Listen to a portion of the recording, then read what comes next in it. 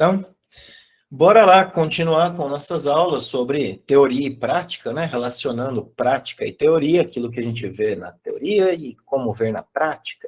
E aí, continuando nossas aulas sobre as fisiologias, já falamos sobre quase todas, hoje fecharemos com o metal. Falaremos de pulmão, intestino grosso, e aí acredito que já dê para começar a falar um pouco de patógenos também. Então, beleza. Falamos agora, até agora, né, sobre fisiologias, sobre algumas relações sobre as fisiologias. Tem muito mais coisa para ver, com certeza, isso não fecha, não termina, né, com o que eu apresentei. Legal? Então, continuando com as nossas fisiologias, teremos o pulmão e o intestino grosso como representantes do metal. E aí, mesma coisa que aconteceu com todos os outros, a mesma ideia, a mesma possibilidade. A gente vai ter o metal yin e o metal yang. Metal yin seria o pulmão, metal yang o intestino grosso. Qual a representação do metal dentro ou de um geral, em um geral? A gente pega aquela tabelinha lá dos 5 elementos. Aí a gente vai ter secura, é o branco, tá na pele, né? Relaciona com a respiração, com o nariz, com a secreção nasal. Tem a relação aí do pulmão, do intestino grosso, da tristeza. E aí afora, né? Toda aquela tabelinha, aquela ideia.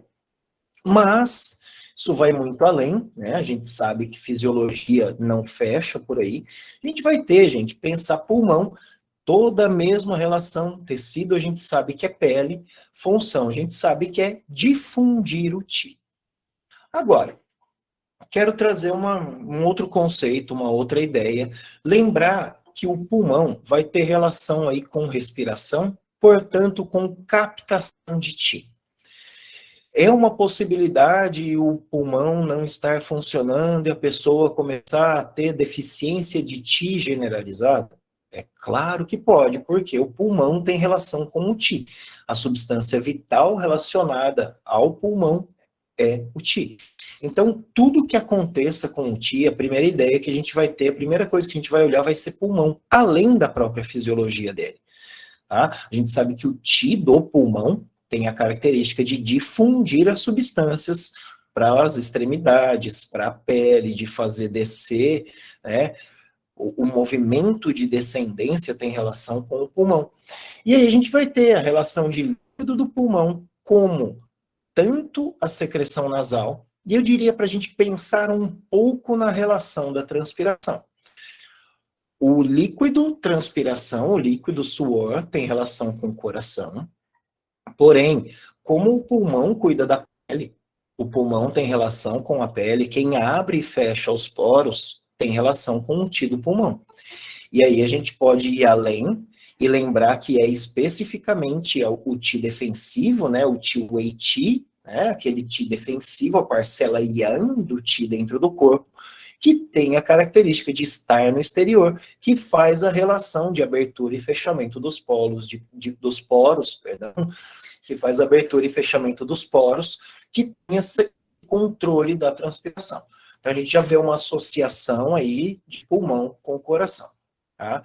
Quando a gente fala de pensamento, perdão, de aspecto mental relacionado ao pulmão, a gente vai ter a ideia de Po, né, a ideia do aspecto primitivo do ser humano, aquele de sobrevivência, aquele de materialidade, vamos dizer assim, ou seja, cuidar da própria vida, se associa ou relaciona-se muito normalmente.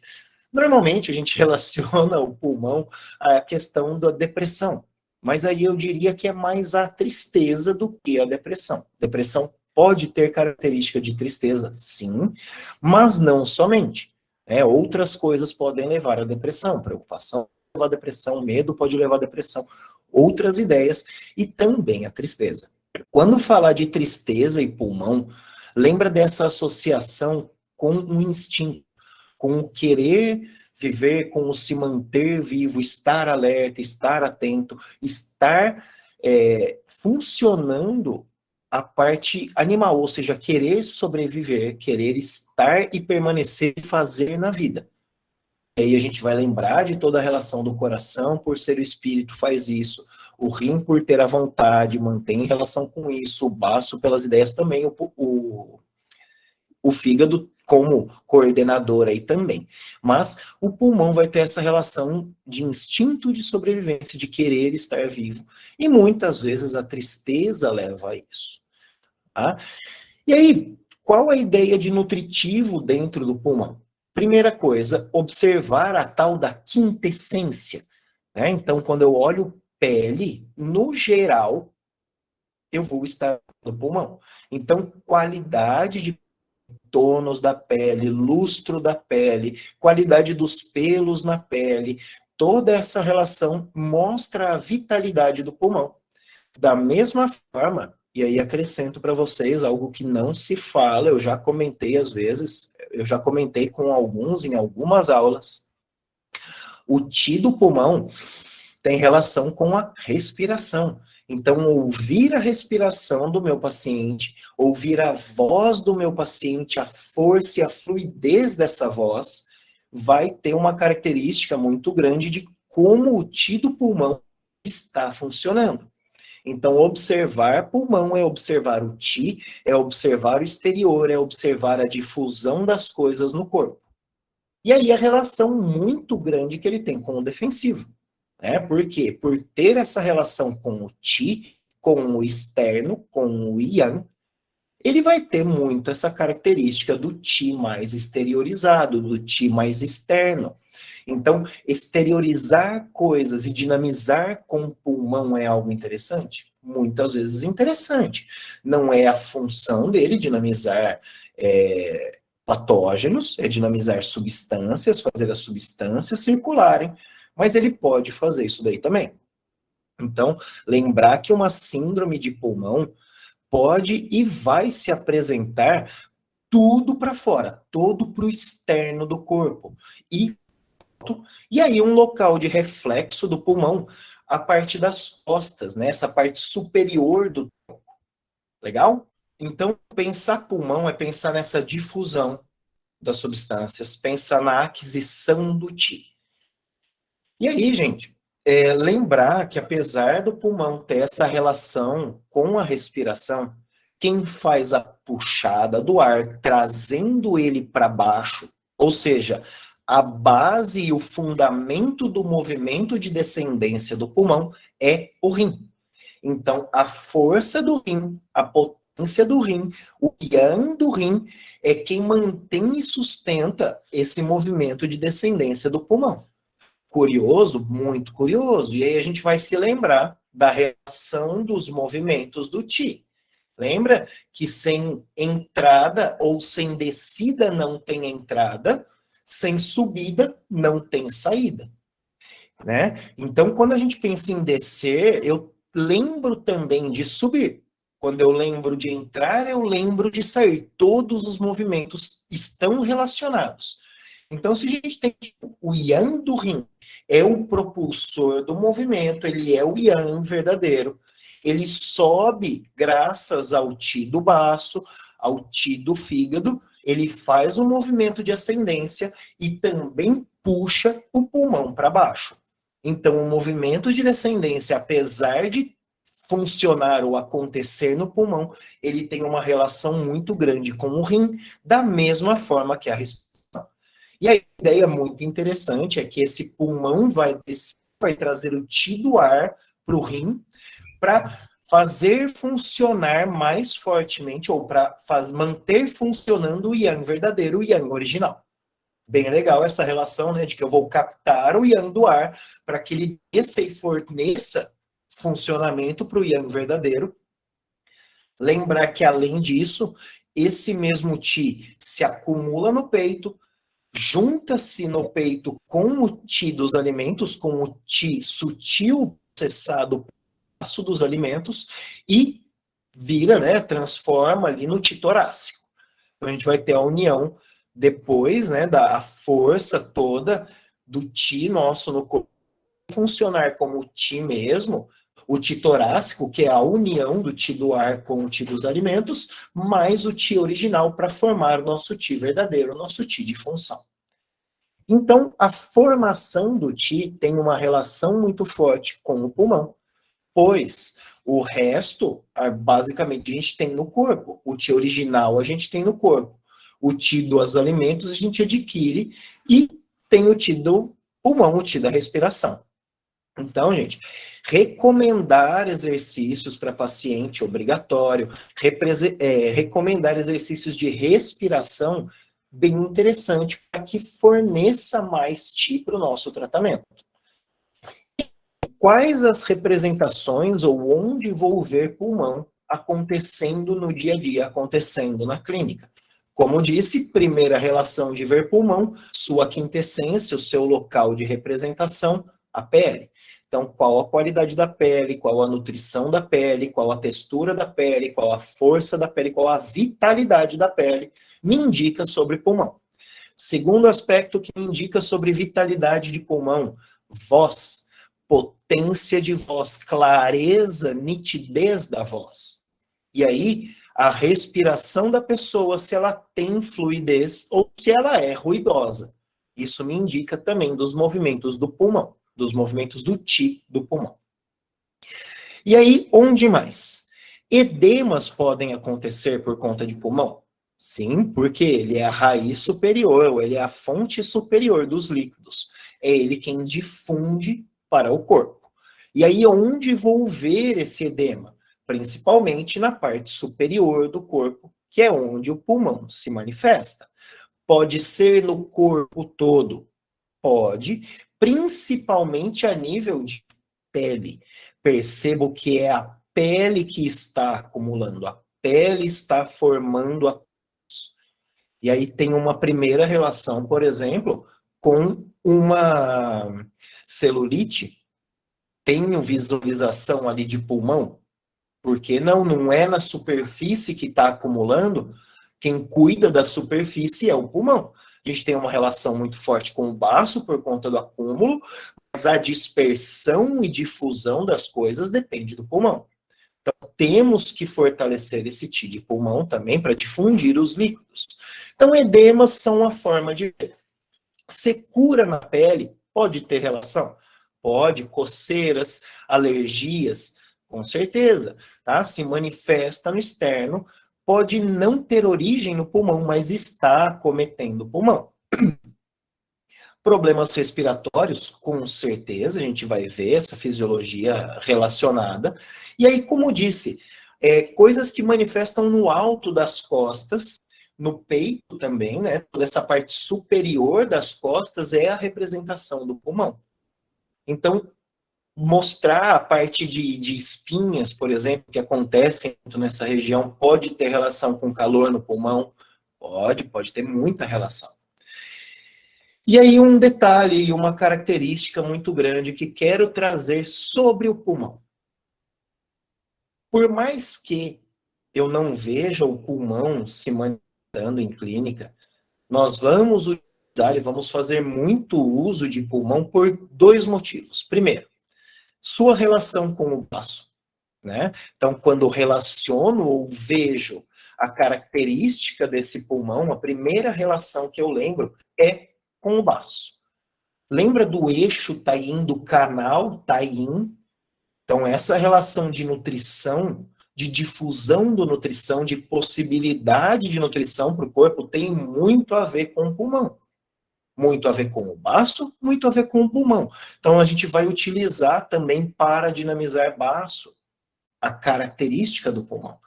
A gente depende do pulmão para alimentar também esse baço. É curioso porque eu estava gravando algumas coisas sobre 5 movimentos, e aí quando a gente pensa a fisiologia acontecendo, os 5 movimentos se dependem também em geração um do outro. É muito louco isso.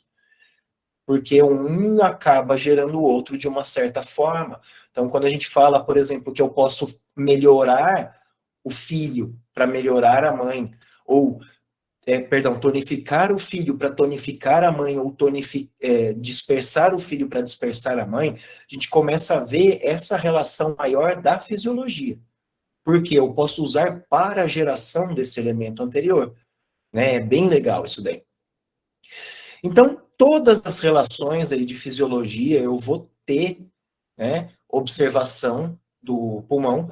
E aí uma característica muito grande, gente, é a relação que o pulmão tem com o coração. Tem também com o fígado, mas com o coração é muito forte. Lembra que o pulmão envolve o coração. Então, muitas das funções do coração ocorrem graças ao pulmão e também do pulmão graças ao coração. Lembra, ou melhor, viaja aqui comigo, pulmão tem a característica yin do metal, coração tem a característica yang, né, do fogo. O coração tem a característica de estar no interno do corpo, ser o canal mais interno do corpo. O pulmão tem a característica de ser o mais externo do corpo. Vê como essas relações vão aparecendo e da onde elas vão aparecendo. É bem interessante isso daí. É bem legal essa história, né? O poder relacionar e observar tudo isso daí. E aí, gente, a relação que o pulmão tem com o intestino grosso. Isso a gente vai ver muito acontecer porque manifestações de pulmão ocorrem bastante no intestino grosso. Então, pessoas que têm problema de pele pode ser muito relacionado a manifestações ou problemas do intestino, problemas de funcionamento do intestino.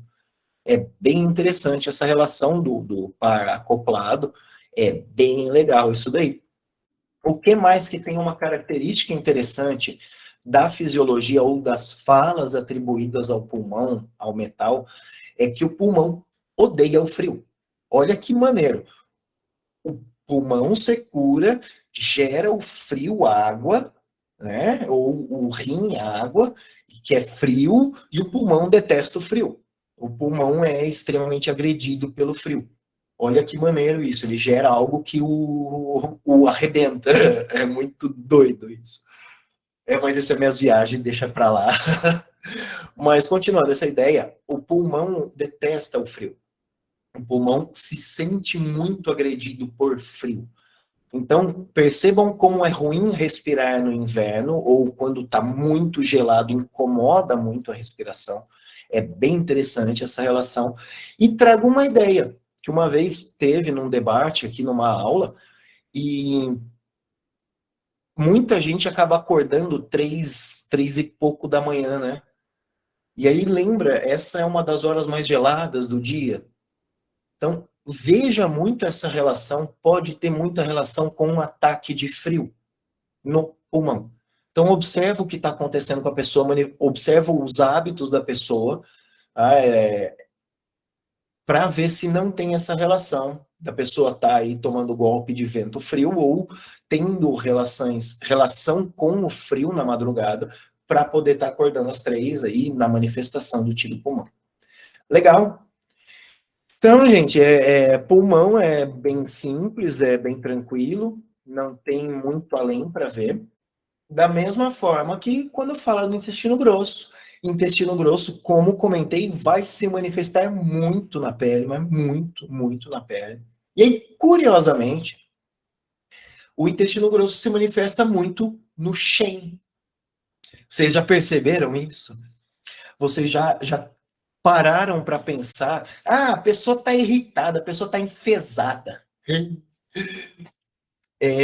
Problemas no funcionamento do intestino grosso, no fluxo do Qi do intestino grosso, gente, podem afetar o Shen, podem afetar o funcionamento do Shen no corpo. E aí a gente pode desenvolver diversas teorias a respeito disso. Vou desenvolver algumas o dia que eu brilhar uma, falar, isso eu conto para vocês. Mas a gente tem aí que o canal do coração, por exemplo, passa pelo intestino grosso. Né, o canal interno para acessar o intestino delgado, ele passa pelo intestino grosso. Então tem um contato aí, do mesmo jeito que por estar relacionado ao pulmão, ele vai ter relação aí também com o coração, né? A associação de coração, pulmão juntinho, intestino grosso, pulmão juntinho. Olha que legal, que interessante. Mas assim, quais as funções ou onde vejo, né, esse intestino grosso? Como comentei, vou ter essa relação da pele e principal, né, a excreção das fezes. A formação e excreção das fezes, a reabsorção dos líquidos dentro das fezes. Basicamente, gente, não foge disso. E aí eu tenho que ver qual a relação está acontecendo com essas fezes. Né? Se essas fezes estão muito secas, se essas fezes estão muito pastosas, se essas fezes estão muito líquidas, se essas fezes estão como elas estão. Relacionar isso inicialmente, como está o baço, né? Qual a ideia que a gente tem quando fala de fezes, quem forma as coisas no corpo é o baço, quem cuida das formas é o baço, quem processa os alimentos é o baço estômago. Então, eu tenho relação da formação do excremento inicialmente com a terra, mas também com o intestino delgado, vesícula e intestino grosso. Vesícula me ajuda o intestino delgado aí a separar as coisas, a processar o que é bom e o que não é. Intestino grosso a formar as fezes junto com o baço, ou processar o que veio do intestino delgado para poder condensar o turvo sólido em fezes e excretá-la.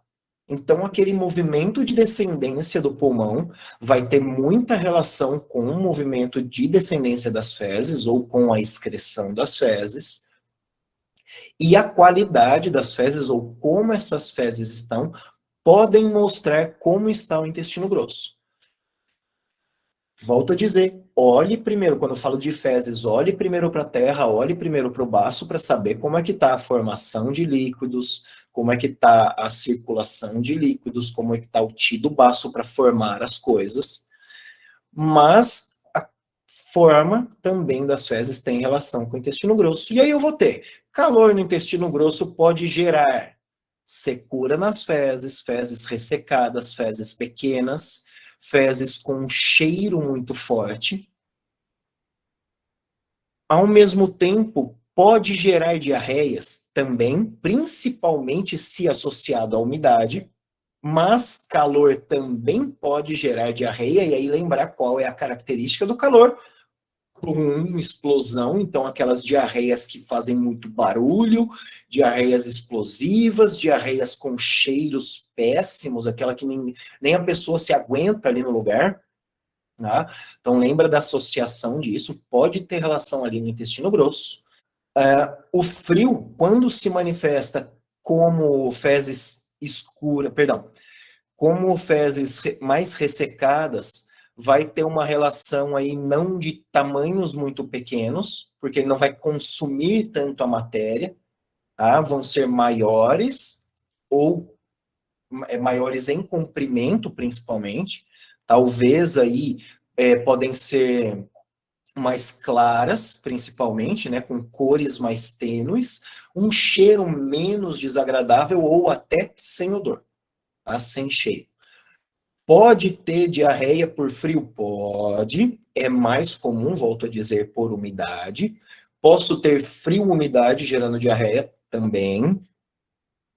Observar, então, gente, características de fezes, vai me falar um pouco sobre patógenos do intestino grosso. E aí, o que eu diria sobre o intestino grosso, principalmente, são as relações que ele tem no corpo, e não a função dele em si. Por quê? A função dele, gente, é com excreção e reabsorção de líquidos dentro dessa excreção. Então, fezes muito ressecadas pode ter falta de líquidos no corpo, pode ter falta de funcionamento do intestino grosso, ou melhor, pode ter um excesso de funcionamento dele reter muitos líquidos, retirar muitos líquidos. Não é comum, ele pode ter calor que vai fazer isso daí. Então, como disse, volto a dizer, a gente vai ver muito características de manifestação de patógenos no intestino grosso. E aí, posso ter relação de patógenos no coração, por conta da relação com o intestino delgado. Posso ter patógenos no pulmão, por conta da relação aí dentro e fora, né, interno e externo, yin e yang, né, paracoplado. Posso ter relação com algo no estômago? Também. Porque do estômago vai para o intestino delgado e depois do intestino grosso, para o intestino grosso. Não é muito comum, normalmente do estômago a gente vê no próprio estômago, mas pode ter também, né? Afinal, diarreias começam lá no estômago, um alimento ruim, dá aquele zigue-ziriguidum ali e já começa desde o alto. Então a gente pode observar, mas o que eu diria, assim, intestino grosso, gente, é muito característico por mover essa questão de ti, ter a relação com o ti por dois motivos muito grandes. Primeira, relação com o ti, sua relação com o pulmão. Segunda, relação com o ti, sua relação com o estômago. Intestino grosso e estômago são o canal Yang-Min. Yang-Min é rico em sangue e rico em ti. Se nós pensarmos que o intestino grosso é Yang-Min da mão, né? O Yang tem mais relação com o Ti, o alto tem mais relação com o Ti, então nós temos uma grande dinamização de Ti através de intestino grosso. Tem alguns pontos bastante interessantes para o intestino grosso, né? Ou melhor, para mexer com o Ti no canal do intestino grosso. Aí deixo dois que são assim espetaculares, né? O IG4 e o IG11. E assim, pensar nessa relação de estômago e intestino grosso, eu posso unir os dois para melhorar e dar qualidade ao ti do corpo. Quando a gente fala de procedimento de tratamento, quando vou trabalhar um canal embaixo, trabalho um canal em cima, ou seja, junto os unitários, e aí dou um dinamismo com um canal extraordinário, às vezes, ou dou uma possibilidade com um ponto de influência, e aí vou montando esse agulhamento, esse tratamento. Então, lembrar que intestino grosso faz par com o estômago, e isso é o Yang-Min, isso é o canal que dispersa, ou que dá a nutrição para todo o corpo, e aí eu vou lembrar o que é nutrição. Nutrição é em Ti, né? Ti nutritivo. E aí, quem está junto com o Ti nutritivo, o Wei-Ti, Ti defensivo, então, Yin e Yang, para mover-se no corpo, dependem de Yang-Min. É através do Yang-Min que o baço e o pulmão, o Tai-Yin, podem dispersar o nutritivo e o defensivo para o corpo inteiro. Então, essa relação do intestino grosso em problemas no corpo vai ter muito relação com os excrementos. E aí, absorver esses líquidos dos excrementos. Tá? Então, fezes muito líquidas, pode ter relação com algum problema no intestino grosso? Pode. Fezes muito secas pode ter relação com o intestino grosso? Pode. Fezes mal formadas pode ter relação com o intestino grosso? Pode. Mas, lembre que intestino grosso não é assim espetacular de observar em fisiologias, mas as características dele para a prática são sensacionais. Paciente fumante, então, pode ter intestino preso? Claro, pode ter muita relação aí a forma das fezes com a manifestação de calor do pulmão. Fumar gera calor no pulmão, na verdade, ele gera mais secura no pulmão. Tem um envolvimento de calor também, mas é muito mais secura. E aí, não sei se calor e secura seria mais envolvido, e o quanto essa possibilidade vai transferir para o intestino grosso. Pensa o seguinte, posso ter uma relação de um paciente fumante estar acumulando calor, e esse calor ser transferido para o intestino grosso e prender as fezes? Pode. Tá? Pode ter essa relação, sim. Então, uma coisa a determinar, ou qual é a primeira recomendação, ou primeira pergunta que fazemos quando a pessoa fala que tem intestino preso? É quanto de água bebe. Né? E aí, a outra ideia seria um pouco essa: qual a alimentação que tem e quais os hábitos que tem. Pessoas que se alimentam com coisas muito secas, assados, farinhas, e não absorvem líquidos, não bebem líquidos, e aí principalmente água, vão ter problema de intestino? Podem ter, pode ter sim. E aí lembrar novamente da relação com o baço. Tá? Então, assim, o que pode gerar intestino preso? Diversas coisas, principalmente hábitos, processos mentais, alimentação e ingestão de líquidos. Pode ter relação aí com o pulmão, com o hábito de fumar? Pode sim, mas é comum que o fumar, na verdade, desenvolva. Tem muita gente que usa isso até como desculpa para não parar de fumar, porque quando ela fuma, ela vai ao banheiro. Só para sintetizar aí, ver pulmão é ver movimentos, é ver difusão, é ver circulação, lembrar da relação também que ele tem com a circulação de sangue, certo? Do coração. E aí, como disse, a associação das funções entre pulmão e coração, entre pulmão e fígado, entre pulmão e rim, entre pulmão e baço. Sempre, sempre, gente, fechando uma fala interessante para toda a fisiologia, para todos os casos que a gente debateu aqui na fisiologia, olhem o envolvimento de todos os órgãos, de todas as fisiologias, quando estiver pensando em algo acontecendo no corpo. Tá? Qual a parcela que tal ti tem naquela manifestação e se é ela que está com problema. É para isso que serve a fisiologia, é integrar o corpo, ou seja, olhar todas as fisiologias ao mesmo tempo. Então vamos voltar aí um pouquinho nessa ideia. Quando eu falei de pele, então o pulmão se apresenta na pele. Se eu não tenho nutritivo sendo formado pelo baço, vai ter nutrição à pele? Não tem como. Se eu tenho um mental agitado e isso me gera uma alergia, não tem relação também com o pulmão, não tem relação também com a pele? Se eu tenho falta de fluxo das substâncias, ou se eu tenho falta de harmonia no funcionamento, eu não posso ter aí um impedimento de transpiração, eu não posso ter um impedimento de nutrição também da pele, e isso se manifestar ali na pele. Então, gente, lembra que tudo está envolvido em tudo. E aí, como disse já também, né, vou falar ainda, vou fazer o curso de estética, quando a gente fala de elasticidade da pele, quando a gente fala de tônus da pele, quando a gente fala de vigor da pele, quando a gente fala, vão encaixando aí cada fisiologia dentro disso. Então, comentei aí do pulmão com a celulite. Normalmente a gente fala só do baço, né? Só que não e esquece que o negócio é a nível de pele, e pele é pulmão de certa forma, de um modo abrangente, é parte do baço na pele, mas é pele do mesmo jeito. Tá? Então, lembrem de todos se relacionam e se manifestam em todos. Então, posso ter um problema de rim e a pessoa manifestar transpiração na axila por estar judiando do coração. Então, gente, olhem o corpo integralmente, qual a parcela de tudo ali. Tá?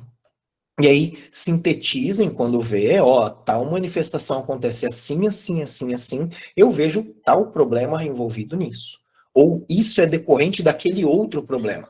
Né? Primeiro a pessoa torceu o pé, depois o joelho ficou sem movimentar, aí o quadril ficou sem movimentar, aí os braços ficaram sem movimentar. Então vê que começa, por exemplo, de um trauma, começa de um externo, aí destrói o ti do fígado, e aí começa a desenvolver em tudo. Né? Quadril com relação com o rim, os braços a relação com o pulmão, com o coração e por aí afora.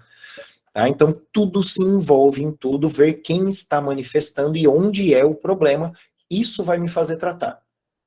Falamos já das substâncias vitais, tenho que saber quem é o órgão, ou seja, qual a fisiologia, qual a manifestação, seja tecido, seja fisiologia, seja a parte integrante do yin ou do yang, daquele elemento, daquele órgão e daquela víscera. Determinar qual o constituinte, se é sangue, Qi, Shen ou Jin, ou Jin-Ye, ou o que, né? E planejar um tratamento.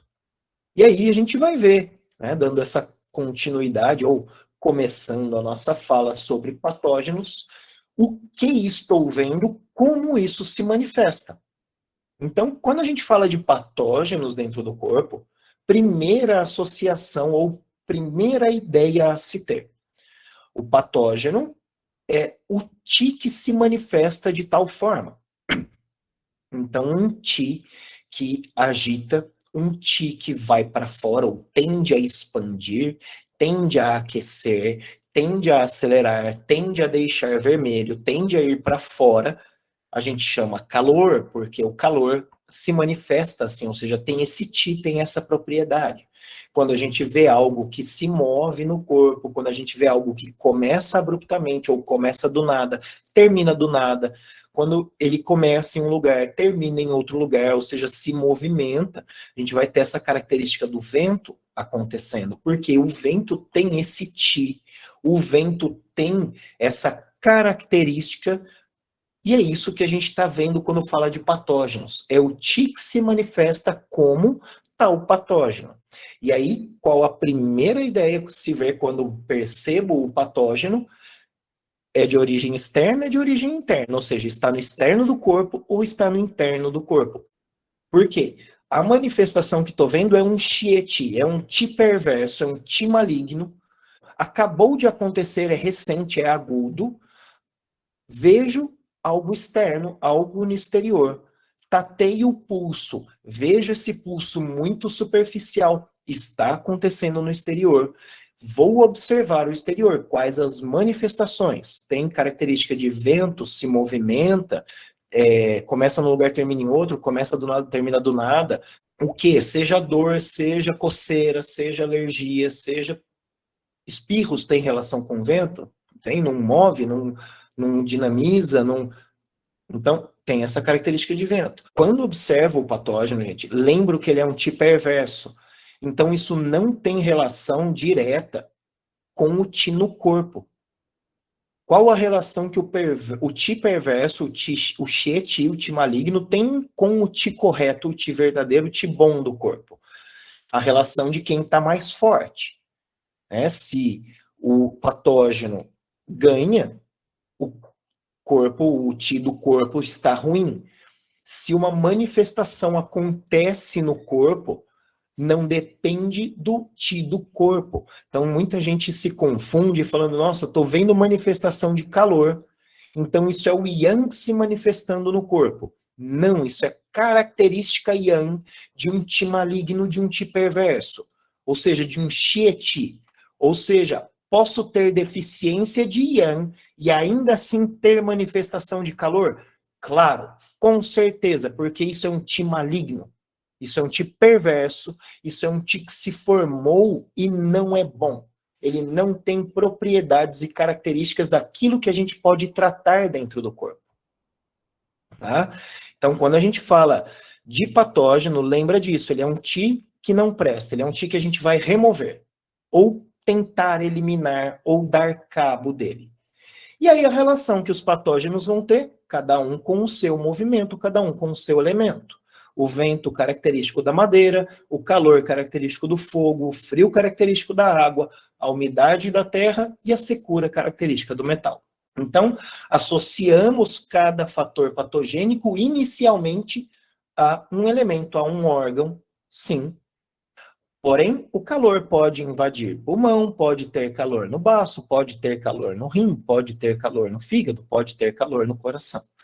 Ah, não é porque ele tem associação com tal elemento, que a gente sabe que vai agredir tal elemento, ele vai estar só naquele elemento ou vai afetar só aquele elemento.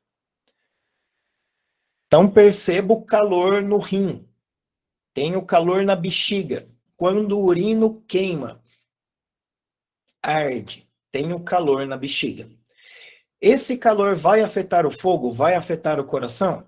Sim, porque o calor afeta o coração. Certo? Obrigatoriamente vai lesar o coração a ponto de gerar uma síndrome? Talvez não, mas vai lesar o coração, porque o calor é característico do coração. Do mesmo jeito que a secura do pulmão, o vento do fígado. E por aí afora, todos eles se relacionam. Então, quando vejo tal patógeno, primeira associação, elemento ao que está associado, ou órgão associado ao elemento característico. E aí o vento, gente? Primeira fala, primeiro patógeno, e aí a gente vai se alongar um pouco mais no vento, porque o vento, ele é o chefe das doenças. O vento, muito comum de ser visto, o vento a gente observa quase sempre, seja de formação interna, seja de formação externa. O que dentro do corpo pode gerar vento? Primeira ideia, primeira coisa que gera vento, calor. Calor no corpo gera vento. Por quê? Calor acelera. Se o calor dá movimento e acelera, quem movimenta? É o vento. Então, calor que dinamiza, calor gera vento. Segunda possibilidade de geração de calor, ou perdão, de geração de vento, umidade. Umidade entope, umidade estagna, umidade acumula. Se eu tenho um bloqueio, se eu tenho um acúmulo, não tem um movimento, certo? Então aquilo que está movimentando bate e começa a voltar, vamos dizer assim, ele bate, ele gera um movimento, ele pode gerar vento também. Frio gerando vento, eu acho que é a coisa mais rara, mas frio gera calor e calor gera vento, então posso ter vento advindo de calor, gerado por frio, e sim. Vento gerado por secura, talvez, por quê? O que mais gera vento dentro do corpo? Deficiência de sangue. Se eu não tenho líquidos, se eu não tenho sangue para preencher os vasos, algo vai preencher esses vasos. Essa deficiência de yin, essa deficiência de líquidos, essa deficiência de sangue gera calor. O calor dinamizando com a falta ou o excesso de espaço nos vasos dá a possibilidade de geração de vento. Essas são as formas mais comuns de o vento ser gerado dentro do corpo. Ainda, fogo pode gerar vento, vai se associar muito forte, né? Se eu tenho fogo, fogo flameja em ascendência, quem movimenta as coisas? O vento, então o fogo gera vento. E aí, vento externo, gente, acontece de comum, né? Porque o vento se manifesta e dependendo como ele impacta o corpo, ele vai tentar penetrar. Porque o vento é meio que maligno, vamos dizer assim. Qual é a característica que eu daria para a malignidade que eu cito? É a mesma característica que dá a gente falar o fígado ser raivoso, o fígado ser um general, o fígado ser valente, o fígado ser abrupto, o fígado ser forte. Então, como o vento se assemelha à madeira, ao ti da madeira, ele tem esse ti forte, ele tem esse ti agressivo. Lembrem que a associação que a gente faz nos 5 elementos é porque o ti dessas coisas que a gente associa tem a mesma característica, certo? Isso é muito interessante para pensar patógenos, tá? Para pensar o porquê associamos tais e quais coisas com tais e quais elementos. E aí, como o vento vai se manifestar quando ele ataca? Eu diria, muito normalmente, espirros, né? Calafrios, contraturas, coceiras. E aí, cada tipo de, ou cada associação do vento vai se apresentar de uma forma. Lembrar que eu tenho possibilidade de vento-calor, vento-umidade, muito comum, esse vento-calor-umidade, porque o calor carrega a umidade. Ou melhor, o calor se associa à umidade e o vento carrega o tal do calor, que está associado à umidade. Então, isso é uma pinhaca.